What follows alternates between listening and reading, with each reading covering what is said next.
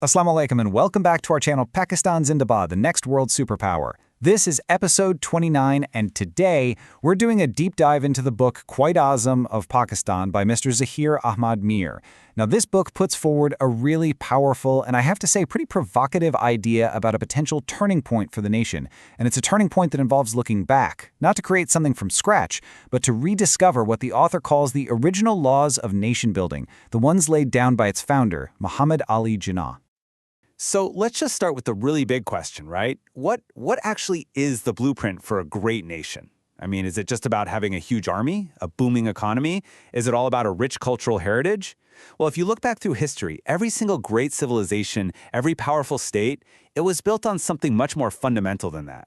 It was built on a set of core principles, an architectural plan that guided its entire construction.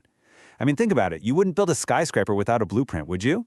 It's destined to crumble no matter how grand it looks. So the real question is, what was the original blueprint for Pakistan? And this is where it gets interesting. According to the author we're focusing on, Zaheer Ahmad Meer, that blueprint wasn't just created, it was perfected, it was handed over, and then, tragically, it was left behind. His research argues that the path to greatness was actually mapped out, crystal clear, from day one. But somewhere along the journey, that map was folded up, put in a drawer, and forgotten. So this explainer really is all about us trying to unpack that original map, that lost blueprint. This brings us right to the heart of the book's thesis. The author doesn't see Pakistan's situation as some kind of unavoidable fate. Instead, he frames it as a crossroads, a critical decision point. You've got one path that just continues down the same road, deviating further from the original plan. But then there's another path, and this one represents a very deliberate, a very conscious choice to return to those foundational principles. It's a choice between sticking with a flawed design or going back and restoring the original master blueprint. Now you got to pay close attention to the language here. Look at that word the author uses, only. This isn't being presented as one of many good ideas or possible options. No, it's positioned as the sole path to national revival. According to Meer, the solution isn't about inventing new policies or coming up with some newfangled strategy.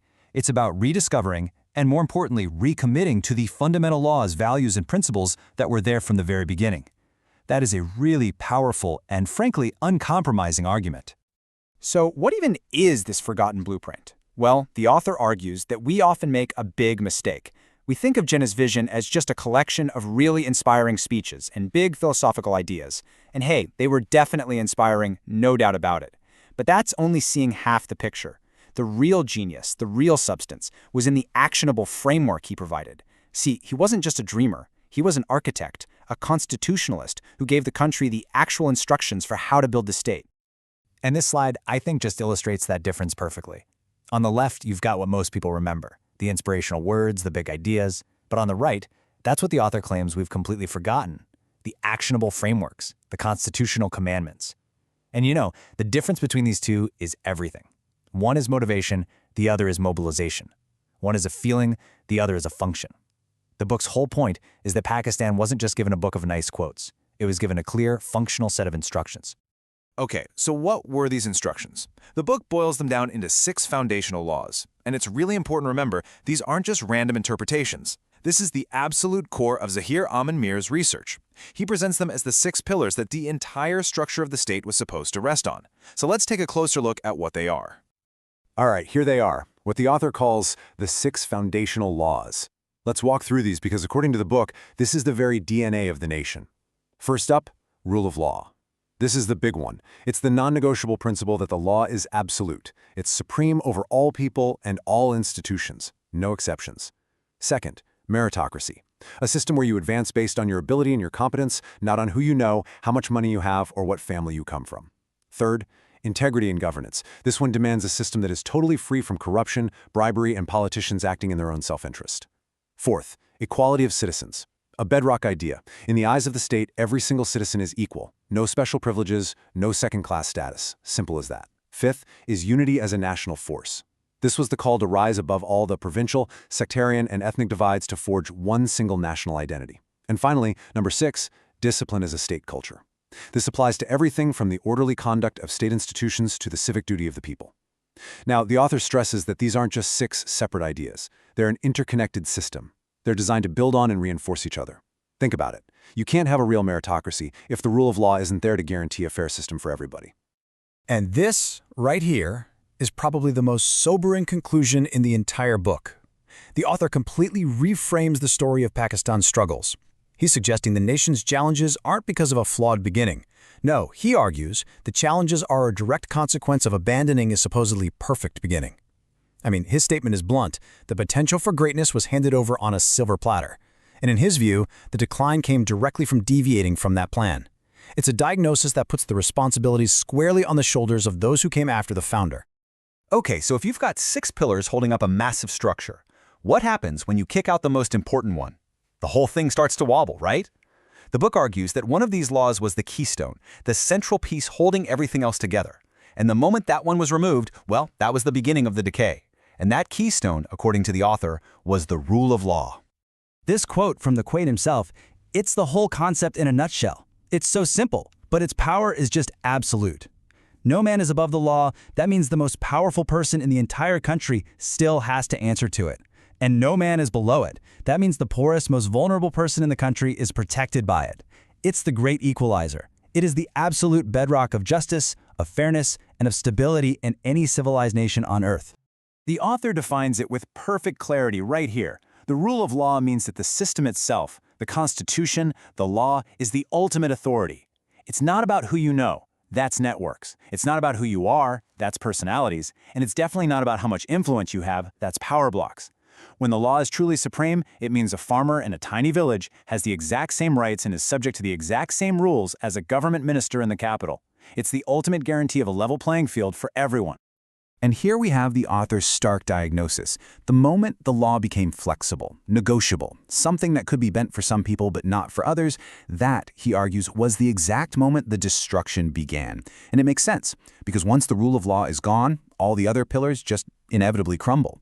Meritocracy gets replaced by nepotism, because your connections suddenly matter more than your competence. Integrity in governance is replaced by corruption, because there's no real fear of consequences. Equality is replaced by feudalism and elitism. Unity is fractured by division, as every group tries to bend the law for its own benefit. And finally, discipline is just replaced by chaos. The book's central claim is that all 5 other laws collapse when this first one is broken. So, this brings us right back to where we started, this idea of a turning point. If the analysis in this book is right, if the decline really did begin with abandoning these laws, then logic tells you that the path to recovery has to begin with their restoration. It's not about charting some brand new course, but about finding your way back to the original one. The roadmap that Zaheer Ahmad Meer's book offers is totally unambiguous. The author is arguing that this isn't about small policy changes or little temporary fixes. It's about a fundamental, systemic reset. The book is essentially a call for a national commitment to go back to those constitutional commandments and to rebuild the state on the foundation that was originally designed for it. It's a powerful call to action, and it's one that's rooted deep in history. And this, right here, is the question that the author's work really leaves us with. It forces us to go from theory to practice. I mean, if we accept the idea that these 6 laws are the turning point, the final question is still hanging in the air. What does it actually take for an entire nation to make such a profound turn? What would that demand from its leaders, from its institutions, and maybe most importantly, what would it demand from every single one of its citizens? So today, we're going to dig into a really powerful blueprint for building a nation, and it comes from one of the 20th century's most pivotal figures, Muhammad Ali Jinnah. We're going to break down the 3 fundamental pillars he believed were absolutely essential for any nation to not just survive, but to truly, truly thrive. But before we get into the specifics, let's just step back and ask a really big question, one that people have been wrestling with forever. What is the essential blueprint for a good, prosperous nation? I mean, is it all about money, a powerful army, or is it something deeper, something that's actually woven into the character of the state itself? For our explainer today, the lens we're going to be looking through comes from the book Quaid-e-Azam of Pakistan by Zaheer Ahmad Meer. This work really hones in on the core principles Jinnah championed, and it lays them out like a clear architectural plan. So let's start exploring this design. Okay, Section 1, a founder's blueprint. And we're calling it a blueprint for a reason. This isn't just a collection of nice-sounding ideas. It's a practical, structural design for a country that's meant to last, meant to stand the test of time. Think of it like the core engineering of a great society. And here they are, the whole thing, the entire structure stands on these 3 pillars: merit, integrity, and equality. Now, each one is crucial, and they're designed to support each other. You take one away, and the whole structure just gets wobbly, right? It becomes unstable. So let's take a closer look at each one, piece by piece. All right, let's dive into our first section and our first pillar, merit. Now, think of this as the actual framework of the nation. It's the core idea that the whole system should be run by people who are the most capable, not just the people who are the most connected. And, what's so fascinating here is how practical this was. According to our source, Jinnah didn't just talk about merit. He literally built his entire movement on it. He went out and found the sharpest minds to handle strategy, the most disciplined people to get the work done, and the most qualified leaders to, lead. It was a system built for excellence, right from the very beginning. This quote from the book just says it all, doesn't it? No nation can rise when incompetence rises with it. This puts everything in perspective. Competence isn't just a nice to have, it's a non-negotiable for a country to succeed. It's basically saying that letting incompetence take hold is a surefire way to bring a nation down. So you can see the stark difference here, right? It's a choice. On one side, you've got the real building blocks of a strong country: competence, skills, raw talent. But on the other side, that's the stuff that causes decay. Who you know, blind loyalty, playing favorites. Jinnah's idea of meritocracy was a very deliberate choice to build with the stuff on the left and to totally reject what's on the right. So you do all this, you focus on merit? What do you get? Well, when you build a nation on this principle, you end up creating a powerhouse of progress. You've got the best people in the right roles, solving problems, driving new ideas. You get a nation of experts, and that is a truly powerful thing. But hold on, a nation of experts? That sounds great, right? It can be powerful, super efficient, but does that automatically make it just? What stops all that power from being used for the benefit of a select few instead of for everybody? See, competence by itself, it's not enough. And that's exactly where our second pillar comes in: integrity. If merit is the strong framework of the state, then integrity is its moral foundation. It's the solid ground everything is built on, making sure that all that power is used responsibly and, ethically. And again, the source material makes it really clear that for Jinnah, this wasn't just talk. The man lived it. His personal integrity was the stuff of legends. He never used his position to get rich. He was famously impossible to corrupt, and his one motivation was a deep, burning drive for justice. He basically was the living example of this principle, setting the gold standard for anyone in public service. The book makes a really bold and direct argument here. It doesn't just look back and admire Jinnah's integrity as a historical fact. No, it presents it as a solution for today. This quote is a direct call to action. If Pakistan wants to rise, it must return to the integrity of its founder. It's saying that the path to a better future is directly linked to getting back to that core moral principle. So let's be crystal clear about what this means. Integrity isn't some optional bonus feature for leaders. It's not a nice to have. It is absolutely foundational. The source is dead serious on this. A society filled with corruption simply cannot create a just state. It's impossible. Dishonest leadership can't deliver a prosperous nation. Integrity is the secret sauce. Without it, the whole recipe fails. Okay, so let's pause for a second and see what we've built so far. A nation built on merit is powerful and it gets things done.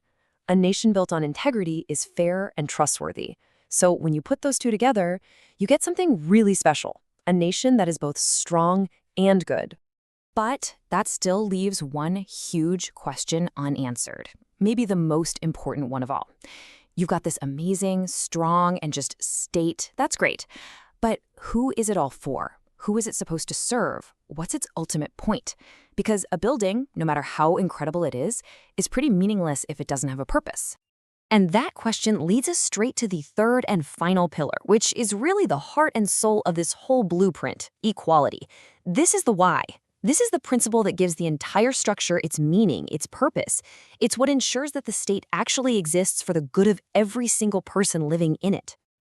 And this is where we get to one of Jinnah's most powerful, most famous quotes, and for very good reason. You may belong to any religion.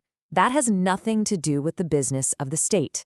I mean, wow, that is a radical declaration of a modern secular state. It lays down this profound idea: your faith, your background, that's your business. It has zero effect on your rights as a citizen. The state's job is to be impartial and serve everyone. The book we're looking at calls this vision a moral democracy, and that phrase is so important. This isn't just about showing up to vote every few years. It's about building a society where basic human dignity is something you're born with, not a privilege that's only for the rich or the well-connected. That is the ultimate goal. And look, this idea of equality isn't just some vague, feel-good concept. It's a practical to-do list. It demands social equality, where nobody is seen as less than anyone else. It requires constitutional equality, meaning the law treats everyone the same. It calls for economic fairness, making sure everyone gets a fair shot. And finally, it demands a justice system that is totally blind to who you are. All right, so as we wrap this up, let's just pull back for a moment and look at the whole picture, the complete design. We've looked at these three pillars one by one, but their real magic, their real power, is in how they lock together to form this single, solid, and enduring blueprint for a nation. And this really ties it all together beautifully. You see how it all locks into place? You start with merit. That's the framework, making sure the most capable people are building things. You build that framework on a solid foundation of integrity, which ensures the whole system is fair and just. And the entire reason you build it, its whole purpose, its soul, is equality, to guarantee that every single person has dignity and rights. It's a perfect interlocking system. And that really leaves us with something to think about, doesn't it? Merit, integrity, and equality. As we've explored them through the lens of Zaheer Ahmad Meer's book, you have to ask yourself, is this blueprint just for one specific nation at one point in time? Or are these universal principles, a timeless design for any nation that truly dares to be not just powerful, but to be great? Thanks for joining me. Hey everyone, and welcome. Let me ask you something. What if the key to a nation's future was actually hidden in its past? It's a fascinating question, and it's the absolute core of Zaheer Ahmad Meer's book, Quaid-e-Azam of Pakistan. The book makes a bold claim that the path to national revival isn't about inventing something new, but about going back, way back, to the original laws laid down by its founder. So let's dive in and unpack this argument. Okay, so this quote right here, it's everything. The author argues that the entire book, every single point, really hangs on this one powerful idea. And here's the twist he presents. This isn't just some nice, inspirational quote you'd see on a poster. Nope. He says it's a strategic directive. The idea of unity as a literal shield, well, that's the key that unlocks the whole thing. Both the diagnosis of the problem and, you guessed it, the solution. All right, so to really build his case, the author doesn't just jump to the solution. Smart, right? Instead, he starts with a diagnosis. He takes a hard look at the state of the nation today and asks a really direct, maybe even uncomfortable question. And this is the big one, the question at the heart of the whole book. A lot of people might point to things like economics or geopolitics as the problem, right? But the author says, hold on, those are just symptoms. He argues that to find the real root cause of the decline, you have to dig way deeper. You have to pinpoint the exact moment the nation first stepped off its original foundational path. And here's his answer, and it's pretty stark. The book argues that the problems today aren't because the beginning was flawed. Not at all. It's because there was a deviation from that beginning. See, the author's point is that Jinnah didn't just create a country. He basically handed it an instruction manual, a set of what he calls operational laws for success. So according to this view, the decline kicked in the very moment people stopped following those instructions. So that brings us to the first of these big foundational laws. And according to the author, the most important one, the absolute pillar of Jinnah's entire vision, was this core principle, unity. Now, this is where it gets really interesting, because the author totally reframes what we think of as unity. He argues that Jinnah's call for unity wasn't some fuzzy, sentimental plea for everyone to just, hold hands and get along. Far from it. He says it was a cold, hard, strategic calculation. It's presented as a weapon, a tool of statecraft designed to forge a scattered population into a single, unbreakable nation that could withstand anything thrown at it.